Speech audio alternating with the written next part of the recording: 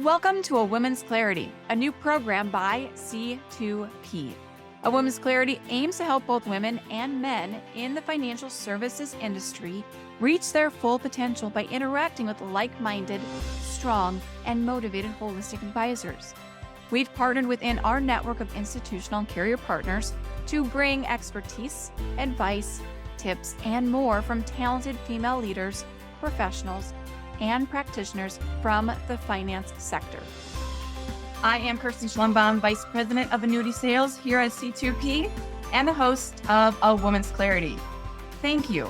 I want to start off the day with gratitude. Thank you for joining us today because I know when you give us your time, you're not doing what you do best, is helping your clients. So with gratitude, we appreciate you joining us today. A Woman's Clarity was created to help both female and male advisors get in front of more female clients to help them navigate retirement in the messaging, in the way women want to be approached. And during my tenure here at C2P, I've gotten an opportunity to get to know two phenomenal women from Dimensional Fund Advisors, Mia Hanson and Ilardo. But in our conversations that we've had about helping women in finance, they shared with me this opportunity to help your clients by opening up conversations. So I'm going to hand the baton over to Mia to introduce the program, and then Ashley's going to get started. So welcome, Mia, and welcome, Ashley. Thanks, Kristen, for the warm introduction. I see a couple familiar faces on here, so great to see all of you and meet a larger group of the C2P community. For those of you who don't know, I'm an associate within Dimensional's global client group. So that means I'm supporting some of Dimensional's largest relationships, like C2P Enterprises, for the past 2 years. And those of you, just really quick before we dive into the meat of the content today, for those of you who may not be familiar with Dimensional, we've actually been an investment partner with C2P for over 10 years to make our solutions available to the advisor community. Dimensional was founded in 1981 with the goal to implement the best in financial science in real-world portfolios. And we're happy to say today at over $600 billion in AUM and about 14 global offices, we believe we can provide investors a successful investment experience without having to outguess the market.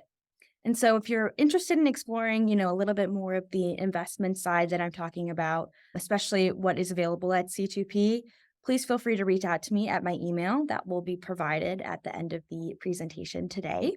However, shifting gears here, we're here to talk about how Dimensional can support the advisor community outside of investments as well.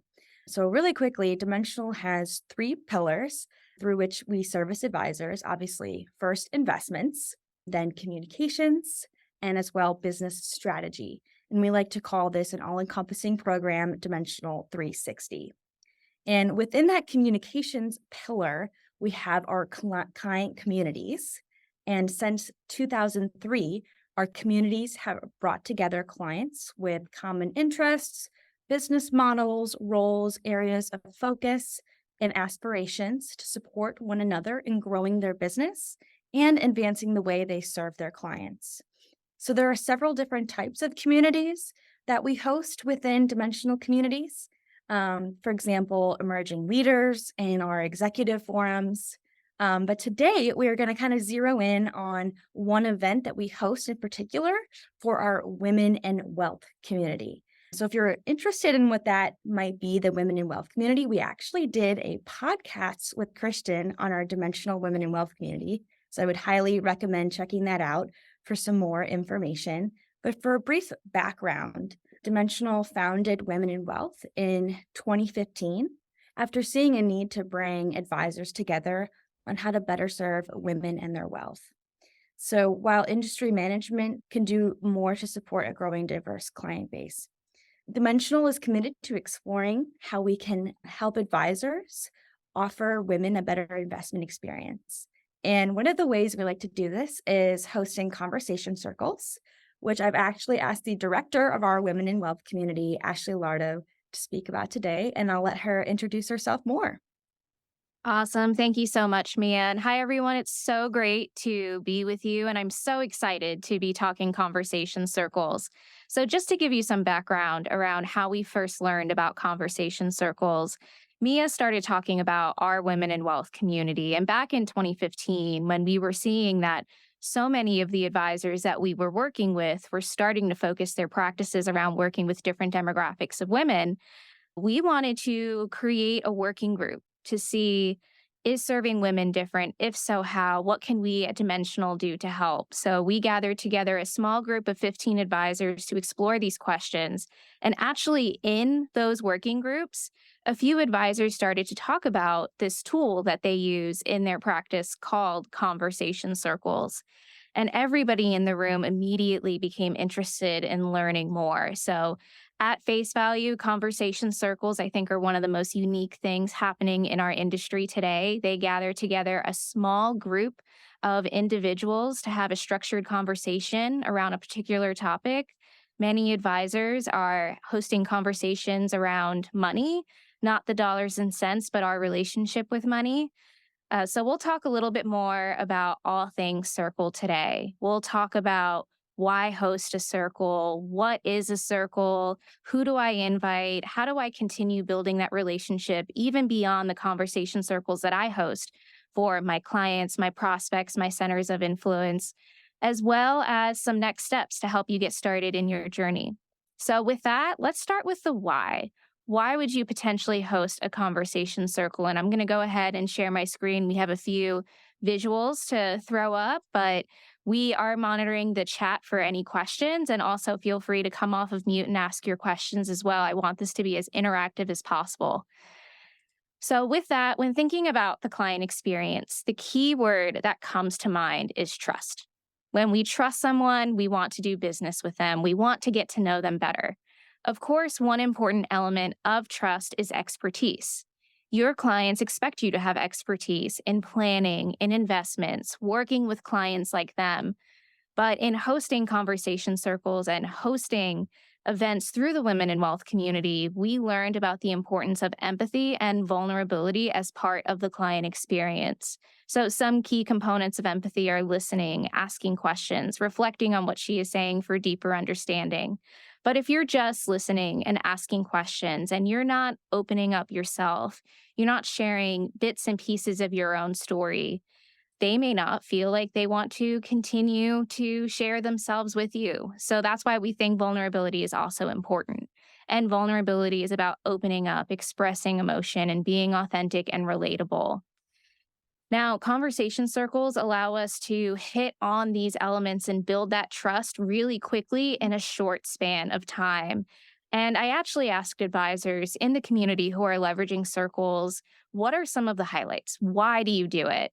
So, to share a direct quote from the community itself, an advisor shared with me, I hosted a circle with all women going through or have gone through divorce. We didn't ask any questions related to divorce, but as personal stories came out, the women realized that they all had a similar experience. There were tears, laughter, and deep conversations, and everyone left the room feeling like they had built a community of other women who truly understood them and for the first time felt proud to talk about divorce and their experience and not the way everyone else makes them feel of it being a taboo topic.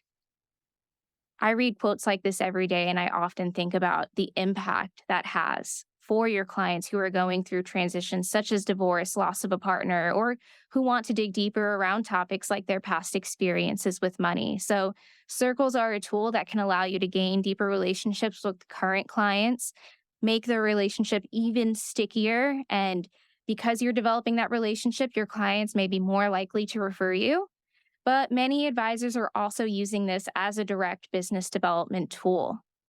So, this is an opportunity to have your clients bring a friend. That friend can be a prospect for you down the line. And also, an added benefit is that your current clients may feel more comfortable coming to the event in the first place. You can invite centers of influence to show how you are different, how you are incorporating all of these themes into the client experience. And we actually do see advisors hosting conversation circles alongside COIs as well. That way, both yourself and your centers of influence can drive attendance to the conversation circles. But I've been talking a lot about conversation circles. You're probably wondering what exactly is a circle. So I'll give you all a moment to read here what's on the screen. But in thinking about a conversation circle, as I said before, you're gathering together a small group of people to have a structured conversation.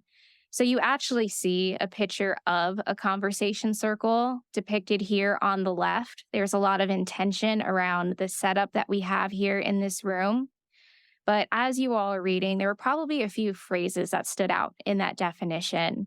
So, a few that stand out to me: collaborative leadership. The circle innately has a structure that allows us to keep our intention and have that thoughtful conversation. There are three roles in conversation circle, which we will explore today, and that's the host, the guardian, and the participant. And each of those roles play a vital part in this collaborative leadership. Another phrase that stands out to me is social safety. The environment that we create, all of the props and tools that you see on screen, allows us to be comfortable so we can discuss our topics deeply with one another and be vulnerable. And there's several things that we do to foster this safety in the room, including setting a center, which you see depicted here on screen on the coffee table. And last is thoughtful contributions. This conversation is not a loose conversation. We will talk about how the conversation is structured to allow for that thoughtful contribution and for wisdom to be passed between one another. But let's start with those three roles that we were talking about before.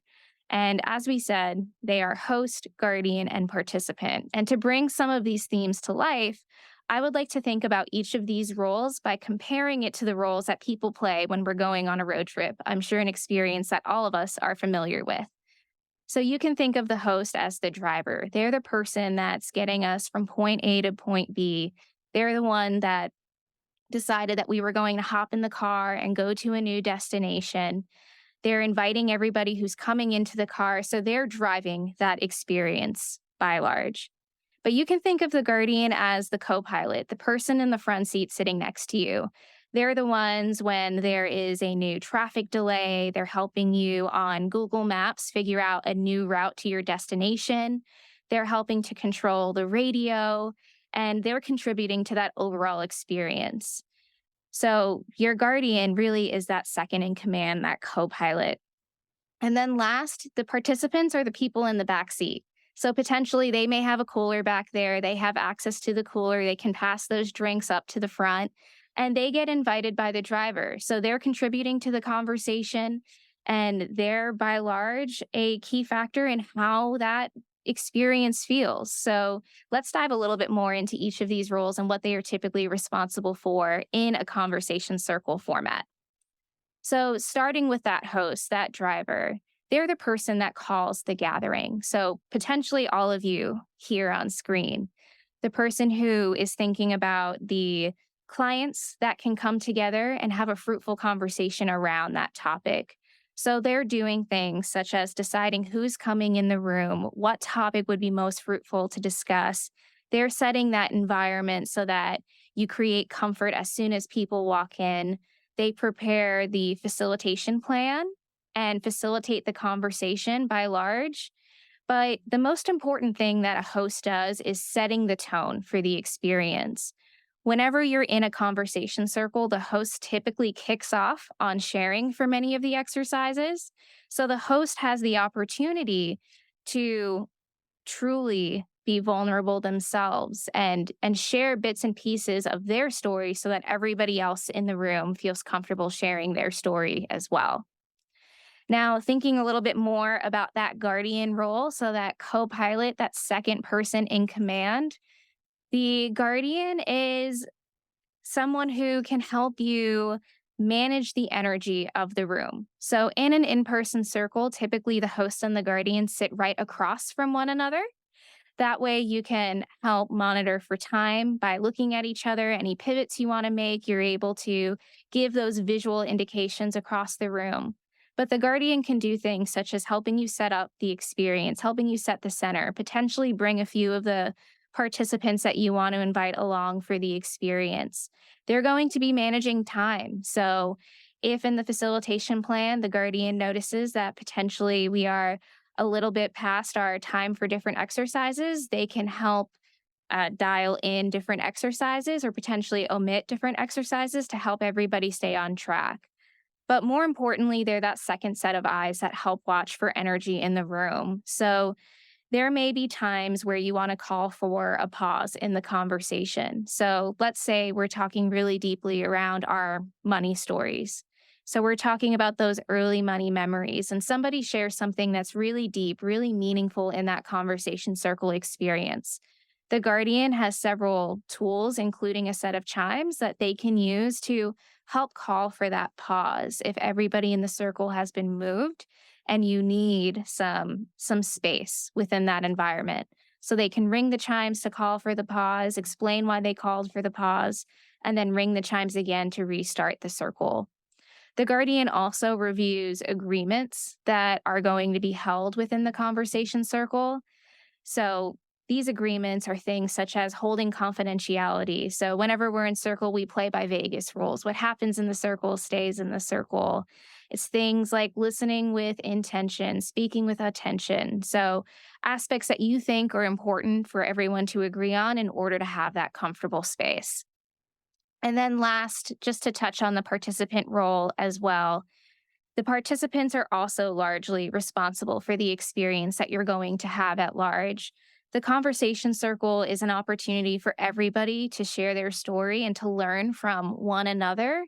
So the participants sharing and what they share contributes to the overall experience. I myself have done over 100 of these conversation circles on behalf of Dimensional, and every conversation circle, even if the topics are the same, they're different because the people in the room are different.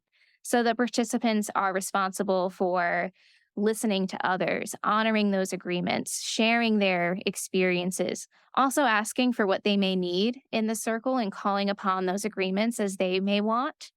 So all three roles really play that key component in being able to have that fruitful conversation that allows us to build that trust really, really quickly, bypassing years of traditional relationship building. Now, how many participants do you ask for a virtual environment? We've done them as small as 4, not including the host and guardian, as large as 10. I think in the virtual environment, it's really nice to have that smaller group and be able to see everybody's faces on screen at the same time to emulate some of the things that we do in person to create that social safety. And then in person again, 4 is kind of where we typically start on the floor. And then 14 is kind of that higher end. We've done larger events such as 20. You can do it, it is possible. But there's something nice about being together in a small group and allowing for that space to have everybody share at their comfort level.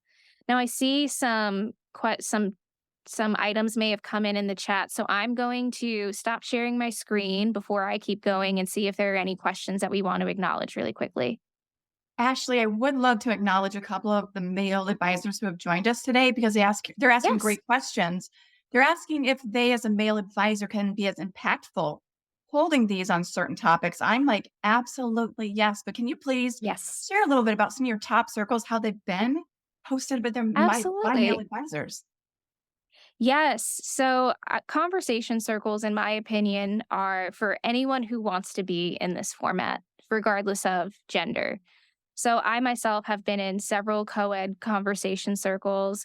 We do have a couple of male advisors in the women in wealth community who use this as a business development tool, both with their female and male clients.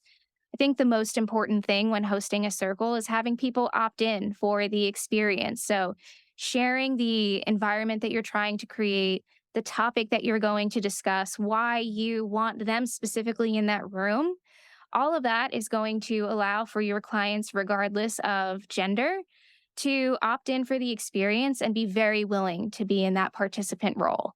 So these circles are for everyone and anyone who wants to be in a format like this. And we do have several advisors in the community, male advisors, who are hosting these in their practice and really enjoy using it as a tool to develop their practice. And it's not just inviting women to the circles. There are also males that are Mhm. coming to these circles because there are topics that are relevant to men. I mean, I hosted a podcast where we talked about dementia care, and that Yeah. was started by a gentleman who had lost his mother to Alzheimer's. So he hosts his own circles to talk about this. with men to talk about how to care for the caregivers. So it's all inclusive for the topics that your client base is searching to learn more about and be comfortable speaking with you about. Absolutely. And we house conversation circles predominantly in our women in wealth community because that's where we first learned about them as a tool, was in those early working groups. So it's been really exciting to see so many advisors pick this up as a business development resource, as an opportunity to build those deeper relationships with their clients, whether it be in co-ed environments or not. So I think this is a great tool for anyone to leverage.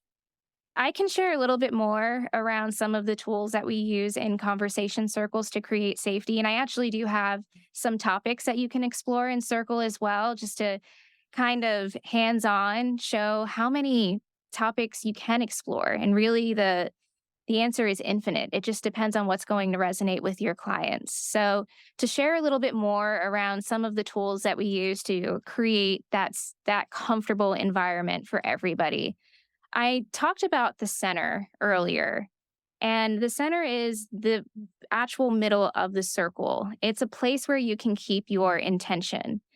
So have you ever noticed that when you sit around a campfire and you're with a group, rather than engaging with one another by making eye contact, you're staring at the flames, talking the night away? That's what the center allows us to do. It's another place where people can focus their energy when they're sharing their personal stories.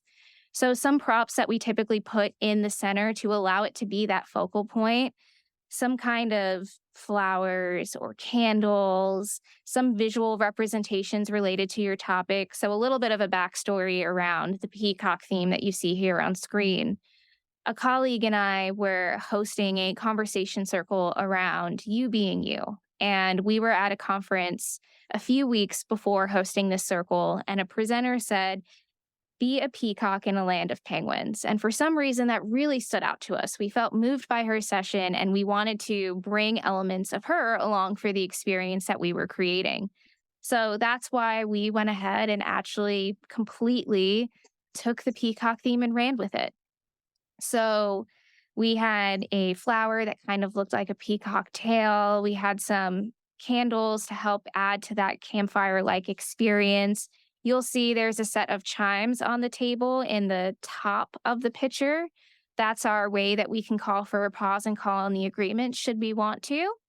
And then we brought a peacock teddy bear as well as some talking stones along for the experience as well. So when you're in conversation circle, there's opportunity to go around the circle one by one and share around particular questions. So you can use a talking stone to help have that as a visual representation of somebody having the floor. And then when they're done sharing, they can pass the stone to the next person. Or if you don't want to go around the circle one by one, you want to share as themes come up that resonate with you. That's why we have a plush peacock. That way we can toss the peacock across the room and it operates very similarly as that talking stone. Now, I've hosted circles where it's a very minimalist setup and we're not bringing plush peacocks. So it just depends on what's going to resonate with you. So whatever props resonate with you. I've brought little hacky sacks before as our way to pass around the circle rather than going around one by one. I've brought black river stones that I found in my own backyard as our talking stones instead of the stones that you see here on screen that have some words written on them. So feel free to make this setup authentic to you and the experience that you're trying to create as well. But when people walk into the room, when they're first coming to your event, they're going to see this center set up and they're going to see the intention that you put behind this event as soon as they walk in. And that already creates some of that comfort that people want as soon as they're getting into the meat of the conversation circle. So I promised you all a list of topics you can explore in Circle, and this is just a sample of some of the topics that we've seen in the community. So, a lot of advisors start with money stories and money conversations. So, what are those earliest money memories? What past experiences reinforce those beliefs or cause them to evolve? We actually do a values exercise where we dive into defining what we find most important in the way that we live. And we think about those elements as it relates to the way that we use our resources, which, of course, are our time and money. and if there are any changes that we want to make. So that's where we see a lot of advisors starting and then continuing to host circles, whether they bring together the same group of people or bring together a different group of people around various topics. So, some to highlight what color is your retirement has been a really big theme. So, helping your clients who are nearing retirement or just entered retirement think about what are the experiences that they want to have with a group of like minded people who are in that similar stage of life. Another one, engaging children in financial decisions. So, bringing together a group of parents to think through elements such as what are the lessons that we want to pass down to our children? How can we create that intentionality? Can we potentially write a family mission statement around the money lessons that we want to pass down to our children? And then, even hearing what everybody else in the room is doing to help create those opportunities for lessons learned with their families. So, there's many topics you can explore in Circle. Of course, everything here on screen is just a sampling of what you can do. But as you're thinking through the clients that you want to bring together in Circle, think about the common interests that they have, challenges they may have. All of that can spark some different ideas around what topics may be fruitful to discuss in a conversation circle itself. Ashley, there's a question out there from Brent asking that he hears a lot of his female clients are concerned and discouraged about the current political environment. Now, I don't want to get into politics here, but as a topic, is there any coaching you would give Brent if this was a topic he wanted to host? Yeah, so potentially in a conversation circle environment, it could be good to explore what some of those early experiences are with money that cause potentially some of these anxieties around certain situations that happen, such as the investment fad of the day, politics, all of the different themes that we hear. So, potentially in a conversation circle environment, I would explore more around early experiences with money, defining values with money, and potentially a conversation circle is a great format for a small group to get to know each other very well. And then to do an educational topic afterwards with that same group where they're going to feel extremely comfortable asking you questions about all things investments. So I see this more as a tool where you can talk about those common experiences, talk about the the why as part of their story, and then investment education as a really good follow-up, because we actually did this where for an advisory firm we helped them host a conversation circle, and then the next day we did some investment education, and we noticed that everybody in the room was more willing to ask questions and they were more engaged throughout the entire experience as well. Thank you. And James, I hope that helped. I'm sorry, Brent, I hope that helped answer your question. Sorry to interrupt, Ashley. No, of course, and I'd be more than happy to talk about that offline as well with you, Brent. I All think, right. Well, yeah, go ahead, Mia. there was another good question in there that was asking how you create the focal point if it's a virtual circle. And I think that would be good to address if you have Yeah, any recommendations there. absolutely. So, what I do for a virtual circle, and I'm going to stop sharing my screen so we can see each other, is I create the center and I set it up next to me. And I have a separate feed that's also dialing in my center. So I'll typically dial in and host the conversation circle from my computer. So a setup like what I'm doing today. And then I have an iPad that I dial in as well. And I bring the center in on a live feed because my LED candles have a nice flicker to them. It's kind of nice to see some movement for that little box on screen. And I still will emulate a lot of the passing around of the props using the center that's set up next to me. So, potentially, if we're doing a sharing exercise where we're asking people to take the floor, I'll move something in and out of the center and physically take it out of my campfire and it comes out of the screen and then put it back when that person is done sharing.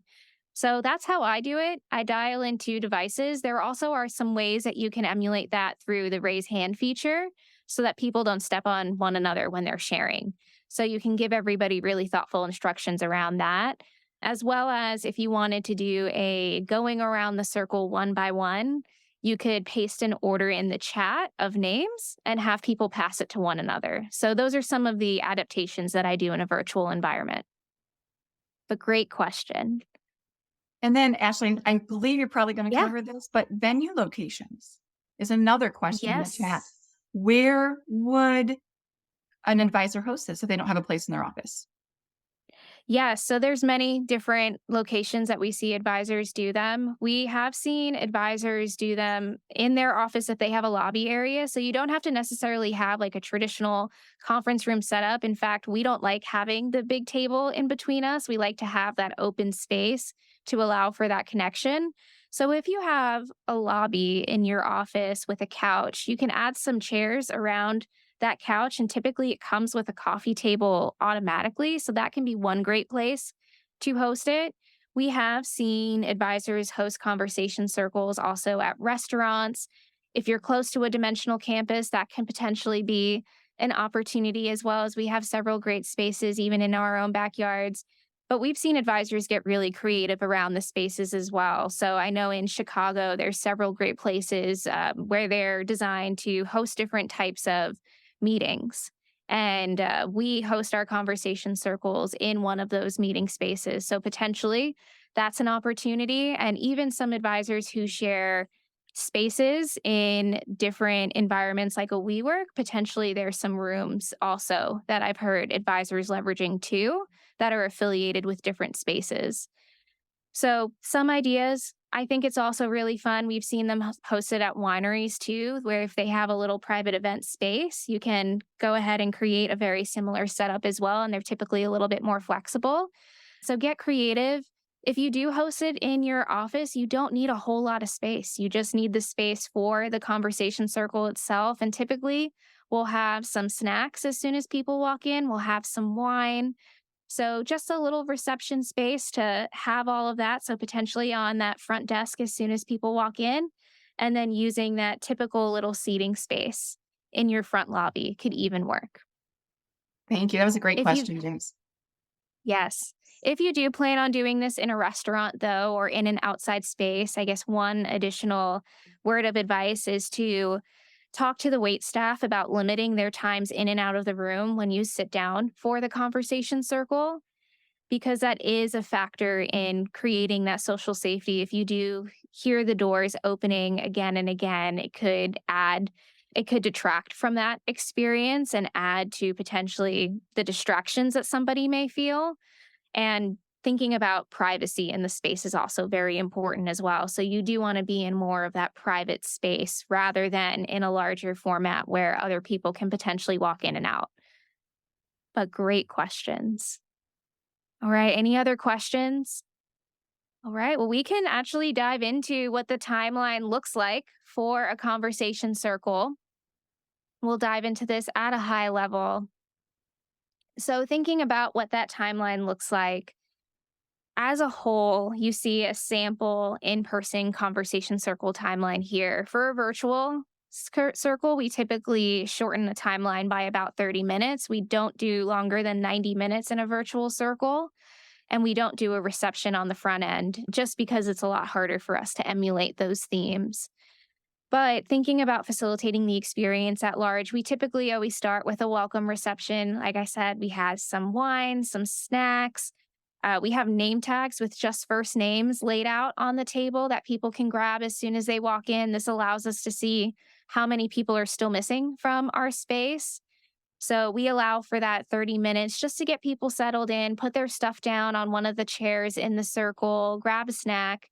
And if we notice that maybe we're missing a couple of names during this welcome reception, we'll actually pull those physical chairs out of the circle and tighten up the space again. Because there's something that does contribute to the energy where there's that empty chair in the circle. We've hosted them with empty chairs in the circle, and you do feel it for some reason. So just some of the lessons that we learned along the way. And then from there, we sit and we begin the circle. So we'll settle the circle, make sure everyone knows where restrooms are, any logistics that are important. We'll explain what a conversation circle is in terms that resonate with us. So I like to explain them through campfires, like I did today. So that can potentially be an opportunity for you to think about a story back to your childhood or even now that you have that resonates with a conversation circle and the environment you're trying to create, and explain circles that way. We talk about high level why you've called the gathering. So this is the people in the room and the topic, as well as the agreement. So anything that you think is important for you to acknowledge in that room to have a really fruitful conversation. And typically we have those agreements written on everybody's chairs as well. That way they can read along with you. From there, we do the check in. This is an opportunity for everybody to introduce themselves to one another. We go around the circle one by one with our talking stone. We introduce the question and we introduce the stone.